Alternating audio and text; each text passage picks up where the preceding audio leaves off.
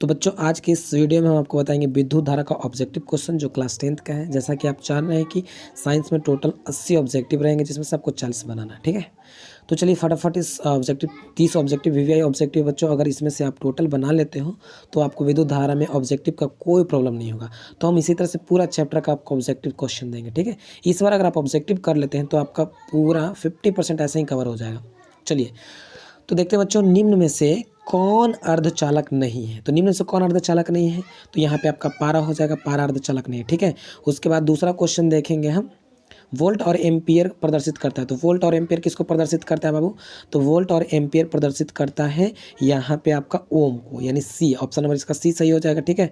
फिर तीसरा question number देखते हैं। तो तीसरा क्या है, विद्युत प्रतिरोध का मात्रक क्या होता है। तो विद्युत प्रतिरोध यानी रेसिस्टेंस का मात्रक आपका क्या होता है, तो विद्युत प्रतिरोध को हम लोग ओम बोलते हैं, यानी ओम इसका होता है बच्चों। तो ऑप्शन नंबर सी सही हो जाएगा, ठीक है। नेक्स्ट देखते हैं चौथा, विद्युत धारा का मात्रक होता है। तो विद्युत धारा का एम्पियर आपको पता ही है, जैसा कि ऑप्शन नंबर डी देख रहे हैं, ठीक है। 1, 2 और 3 ओम के प्रतिरोध को अगर श्रेणी क्रम में जोड़ेंगे तो जैसा कि आपको पता है कि प्रतिरोध को हम लोग श्रेणी क्रम में जोड़ते हैं तो उसका फॉर्मूला होता है RS बराबर R1 + R2 + R3, और तीनों को रख देंगे तो R1 कितना है, 1 है, 2 है, 3 है, तीनों सबको जोड़ देंगे तो कितना आ जाएगा, 6। तो टोटल आपका डी आंसर हो जाएगा इसका, ठीक है। अब यहाँ पे क्वेश्चन नंबर 6 है, विभवांतर का ऐसा ही मात्रक क्या होता है। तो देखो विभव हो या विभवांतर, उन दोनों का ऐसा ही मात्रक वोल्ट ही होता है, तो इसका ऑप्शन नंबर डी सही हो जाएगा। देखो नीचे विभव है तो विभव का मात्रक क्या हो जाएगा, वोल्ट, सातवां का भी वोल्ट आंसर हो जाएगा। अब देखते हैं बाबू आठवां, ठीक है। तो आठवां 100 और 220 वोल्ट के 100 वाट और 220 वोल्ट के विद्युत बल्ब के तंतु का प्रतिरोध क्या होगा, यानी रेसिस्टेंस निकालना है। तो यहाँ पे आपको एक फार्मूला लगाना होगा जो कि फार्मूला पावर बराबर होता है बाबू। तो पावर बराबर फार्मूला होता है आपका, तो P बराबर होता है V²/R, जैसा कि हम यहाँ पे लिख करके आपको हम बता दे रहे हैं। तो देखो इसका फार्मूला होता है P बराबर, ठीक है, V²/R। अब देखो बाबू यहाँ पे P कितना दिया हुआ है, तो P आपका पावर यहाँ पे 100 है, तो यहाँ पे इधर 100 डाल देंगे ऐसे, ठीक है। अब यहाँ क्या बाबू V², तो V कितना 220 का अगर स्क्वायर करेंगे तो यह कितना हो जाएगा 484, ठीक है। 2 जीरो हो जाएगा, 2 जीरो, और डिवाइड कर दीजिए इसको कितना से, तो रेसिस्टेंस क्या दिया हुआ है, नहीं दिया हुआ तो नीचे छोड़ दीजिए। अब देखिए 2 जीरो से 2 जीरो यहाँ पे कैंसिल हो जाएगा, आपका बच गया R। तो R बराबर कितना बच जाएगा आपका, ये 484। तो यहाँ पे ऑप्शन नंबर आपका क्या हो जाएगा बाबू, ये 484 सही हो जाएगा, यानी ऑप्शन नंबर यहाँ पे आपका बी सही हो जाएगा। चलिए नेक्स्ट देखते हैं, टंगस्टन निम्नलिखित में से किस ताप पर पिघलता है। टंगस्टन, देखो तो टंगस्टन का पिघलने का इसका जो गलनांक होता है 35 डिग्री सेल्सियस, 3500 डिग्री सेल्सियस होता है। अब यहाँ पे देखो विद्युत शक्ति का मात्रक पूछ रहा है, यानी विद्युत शक्ति का मात्रक, यानी विद्युत शक्ति बोले तो P, यानी पावर का क्या था, तो वॉट यहाँ पे होता है बाबू। तो ऑप्शन नंबर डी सही हो जाएगा यहाँ पे। इसी प्रकार से चलेंगे 11 क्वेश्चन नंबर देखते हैं। तो प्रतिरोध का ऐसा मात्रक, तो आपको पता है जैसे कि अभी ऊपर देखें प्रतिरोध का ऐसा मात्रक ओम होता है, तो यहाँ पे आपका ओम हो जाएगा, डी सही हो जाएगा। 12 देखिए, 12 न्यूमेरिकल है बाबू। तो 12 वोल्ट विभवांतर के दो बिंदुओं के बीच की दूरी 2 कूलम आवेश को ले जाने में किया गया कार्य, यहाँ पे आपको कार्य बताना है। तो चलिए इसको बना करके हम लोग देख लेते हैं कैसा है। तो 12 वोल्ट यानी क्या दिया हुआ, वोल्ट दिया हुआ, यहाँ पे देख लीजिए 12 वोल्ट दिया हुआ है, और 2 कूलम यानी यहाँ पे चार्ज दिया हुआ है। और क्या निकालना बच्चों, आपको कार्य निकालना, वर्क। तो वर्क निकालने के लिए आप क्या करेंगे, तो सबसे पहले यहाँ पे फार्मूला आप यूज करेंगे। तो इसका फार्मूला सबसे पहले हम लिख लेते हैं। तो इसका फार्मूला होता है बाबू, वोल्ट बराबर आपका पढ़े हैं तो होता है वोल्ट बराबर वर्क बाई चार्ज, यानी चार्ज ऐसे होता है ना कुछ। तो भी देखिए यहाँ पे क्या क्या दिया, जो जो दिया उसको भर दीजिए, भी दिया हुआ है तो डायरेक्ट हम फार्मूला निकाल लेंगे। अगर हम किसके बराबर, W बराबर, तो यहाँ क्या हो जाएगा, V और Q हो जाएगा ऐसे, ठीक है। तो W बराबर क्या करेंगे, ऐसे बराबर V कितना दिया हुआ है, तो 12, यहाँ पे 12 लिख देंगे, बीच में गुना है तो गुना दे देंगे, ठीक है। और Q कितना दिया बाबू, तो 2 दिया हुआ, तो 2 ऐसे कर दीजिए। थोड़ा ऊपर इसको कर देते हैं, यहाँ 2 कर दीजिए, दोनों को गुना अगर कर देंगे तो 24 हो जाएगा। अच्छा, वर्क का ऐसा यूनिट क्या होता है, तो जूल होता है, तो 24 जूल ऐसे डाल दीजिए। तो दिख रहा है ना इतना, तो इसका ऑप्शन नंबर कितना हो जाएगा बाबू आपका सही, तो 24, यानी बी ऑप्शन करेक्ट हो जाएगा, बी, ठीक है, बी करेक्ट हो जाएगा, करेक्ट हो जाएगा। तो चलिए नेक्स्ट चलते हैं, आगे देखते हैं हम लोग 13, सेल के विद्युत वाहक बल का मात्रक होता है। तो सेल के विद्युत वाहक बल का मात्रक होता है, तो देखो इसका ओम, वोल्ट, एम्पियर और कूलम। सेल के विद्युत वाहक यानी इसका अगर देखा जाए तो वोल्ट होता है। सेल के विद्युत वाहक यानी एक जगह से दूसरी जगह ले जाने का काम कौन करता है, तो विभवांतर यानी विभव करता है, ठीक है ना। तो विभव का वोल्ट होता है, तो इसी तरह से इसका भी वोल्ट हो जाएगा। देखिए, एक एमीटर के स्केल पर 0 तथा 2 एम्पीयर के बीच 20 विभाग है, तो इसका अल्पतमांक कितना होगा? यानी इसको करंट निकालना है, अल्पतमांक कितना होगा, तो इसको देख लेते हैं 0.1 एम्पीयर।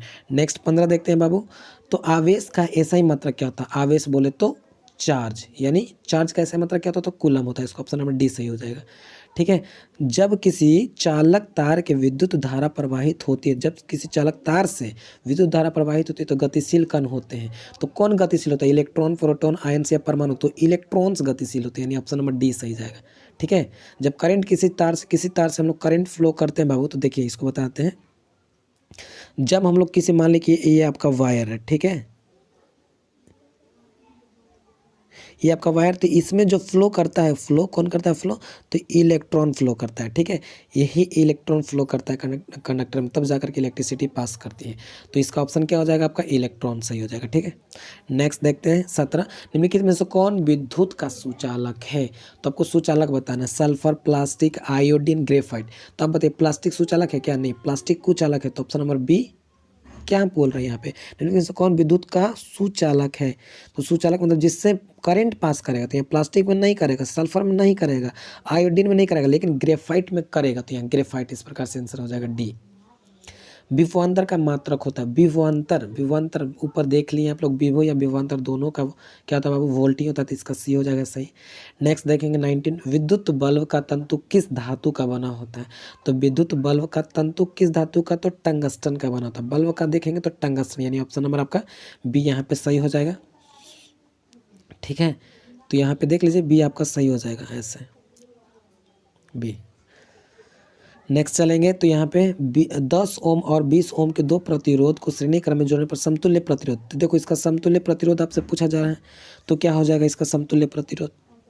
तो देखो समतुल्य प्रतिरोध निकालने का एक फार्मूला आता है 1/RP बराबर, ठीक है, इसका फार्मूला आता है तो 1/R1 plus 1/R2 dot dot dot ऐसे चलते जाएगा। ठीक है, तो देखो यहाँ के को रेसिस्टेंस दिया तो 2, एगो 10, एगो 20, तो वो इस फार्मूला पर डाल दीजिए बाबू। फार्मूला पर डाल देंगे तो 1/10 प्लस 1/20, इन दोनों को एलसीएम ले लेंगे तो कितना हो जाएगा? इन दोनों का एलसीएम कितना हो जाएगा? तो एलसीएम इसका हो जाएगा आपका 20 एलसीएम ले लीजिए। अब डिवाइड करेंगे तो 10 दूना 20 प्लस 20 से कम 20, यानी इसका जा कर के हो जाएगा 3 कितना हो जाएगा बाबू? तो बराबर में 3/20। ठीक है, 3/20 आपका हो जाएगा। तो 3/20 यहाँ हो जाएगा 1/RP बराबर ना, तो इसलिए सिर्फ आपको RP चाहिए, तो RP बराबर पलट देंगे तो RP उधर चला जाएगा, तो 20 भी ऊपर चलेगा, यानी 20/3 हो जाएगा। तो ऑप्शन नंबर आपका बी बिल्कुल सही हो जाएगा, करेक्ट बी। ठीक है, तो चलिए देख लेते हैं बी सही है कि नहीं। बी बिल्कुल आपका ऑप्शन नंबर यहाँ पे सी। एक मिनट बाबू। तो बाबू मैंने जो अभी आपको आंसर बताया 20/3, तो पता है वो क्या है? वो अगर आपको पूछ देगा कि समानांतर क्रम में बताइए, यानी ये देखो यहाँ पे क्या दिया हुआ? श्रेणी क्रम दिया हुआ। अगर ही समांतर क्रम रहता, समांतर, ठीक है, तो आप क्या करते? तब जाकर के 20/ आप करते कितना? 3 आंसर। ठीक है, तब आपका सही जाता है। लेकिन यहाँ पे सीरीज है, श्रेणी क्रम है, तो श्रेणी क्रम में डायरेक्ट जोड़ देते हैं ना, तो 10 और 20 कितना हो जाएगा? 30। तो ऑप्शन नंबर आपका अब ये जाकर के सही हो जाएगा। ठीक है, इसको थोड़ा सा यहाँ पे आप फिर से देख लीजिएगा, मैंने यहाँ पे करेक्शन कर दिया है। तो चलिए नेक्स्ट क्वेश्चन की ओर चलते हैं बाबू, क्या होगा? तो देखो 21 में जो आपका है, किसी बल्ब से 220 वोल्ट है, तो इसको बनाने का प्रयास करेंगे। चलिए देखते हैं। ठीक है, ब्लैक से देख लेते हैं, इसको बनाने का प्रयास करते हैं। तो किसी बल्ब से 220 वोल्ट पर 2 एम्पियर की धारा प्रवाहित होती है, तो फिलामेंट का प्रतिरोध निकालना है, यानी प्रतिरोध निकालना। तो जैसा कि आप फार्मूला जानते हैं ओम के नियम से, V बराबर IR, ये ना जानते हैं, V बराबर IR होता है। तो देखो क्या क्या दिया हुआ? V दिया हुआ है, और एम्पियर का मतलब होता है करंट, तो करंट दिया हुआ है। तो V कितना दिया? 220, ठीक है, और बराबर में क्या बच्चों? IR। तो I का मान कितना दिया? 2 एम्पियर दिया, गुने R निकालना है आपको। तो R छोड़ दीजिए, 2 से डिवाइड कर दीजिए इसको, कितना बार में? तो 110 बार में, बराबर यहाँ पे R हो जाएगा। यानी अगर ओम है तो ओम इधर डाल देंगे, क्योंकि प्रतिरोध का यूनिट क्या होता है? ओम। तो 110 आपका क्या हो जाएगा? ओम हो जाएगा। ठीक है, तो देखिए यहाँ पे ऑप्शन में है, तो ऑप्शन नंबर डी आपका बिल्कुल सही हो जाएगा। तो देख लीजिए डी सही है। नेक्स्ट चलते हैं 22 क्वेश्चन नंबर। तो बैटरी से किस प्रकार से धारा प्राप्त होती है? तो देखिए बैटरी है जो डायरेक्ट करंट को देती है, डीसी करंट देती है, और हमारे घर में जो करंट आता है वो एसी आता है। तो यहाँ पे डीसी आपका बी सही हो जाएगा बिल्कुल, ठीक है। नेक्स्ट देखते हैं अमीटर को विद्युत परिपथ में कैसे जोड़ा जाता है? तो देखो बाबू, अमीटर होता है, एक वोल्ट मीटर होता है। तो अमीटर को हम लोग श्रेणी क्रम में जोड़ते हैं, ठीक है। तो ऑप्शन नंबर यहाँ पे आपका ए हो जाएगा सही, श्रेणी क्रम में जोड़ते हैं। जबकि वोल्ट मीटर आपको रहेगा ना, यहाँ अमीटर ना रह करके अगर वोल्ट मीटर रहेगा, वोल्ट मीटर ऐसे, तो इसको क्या करेंगे, वोल्ट मीटर आपका रहेगा तो उसको हम लोग समांतर क्रम में जोड़ते हैं। तो यहाँ मीटर है तो ए आपका ऑप्शन सही हो जाएगा। चलिए इसको देख लेते हैं एक बार। तो यहाँ पे ऑप्शन नंबर इसका क्या है, श्रेणी क्रम, ठीक है। और वोल्ट मीटर समानांतर क्रम में, वोल्ट मीटर को विद्युत परिपथ में जोड़ते हैं, तभी मैंने बताया समानांतर क्रम में, तो इसका बी सही होना चाहिए, ठीक है, बी इसका सही हो जाएगा। नेक्स्ट देखते हैं विभवांतर मापने वाले यंत्र को क्या कहा जाएगा? तो एक होता है विभवांतर मापने वाला यंत्र है, यहाँ पे आपका बाबू एमीटर होता है, यानी अमीटर। तो ऑप्शन नंबर ए इसका सही हो जाएगा। और वोल्ट मीटर नापने वाले वोल्ट मीटर होता है। चलो आ जाओ, पहला 1 वोल्ट कहलाती है। तो 1 वोल्ट किसको कहते हैं? तो वोल्ट 1 वोल्ट किसको कहेंगे बाबू? तो इसको देख लेते हैं हम लोग। तो जूल पर कूलम को 1 वोल्ट कहते हैं, जूल। तो जूल किसको, वर्क बटा क्या होता है, चार्ज ना, उसी को ना बोलते हैं 1 वोल्ट। तो वोल्ट का फार्मूला आप क्या जानते हैं? देखो हम सब लॉजिक है बाबू। तो आप वोल्ट का फार्मूला जानते हैं W बटा चार्ज Q, ठीक है। तो वोल्ट यहाँ पे हो गया। अच्छा, वर्क का ऐसा यूनिट क्या होता है? तो जूल होता है। और चार्ज का क्या होता है? तो कूलम होता है, यानी जूल पर कूलम। तो देखो जूल पर कूलम को ही वोल्ट बोलते हैं। तो यहाँ पे देखो 1 वोल्ट पूछ रहे हैं, तो जूल पर कूलम का है, तो जूल पर कूलम आपका 20 सही होना चाहिए। तो 20 सही है बिल्कुल, ठीक है।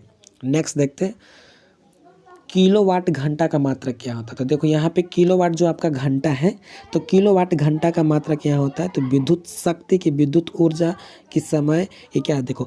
और आपको कभी कभी पूछेगा, तो ये आपका होता है बाबू, यहाँ पे अगर आप ऑप्शन देखेंगे तो विद्युत ऊर्जा का, यानी कितना खर्च हो रहा है ऊर्जा, ये यहाँ पे आपको शो कर रहा है।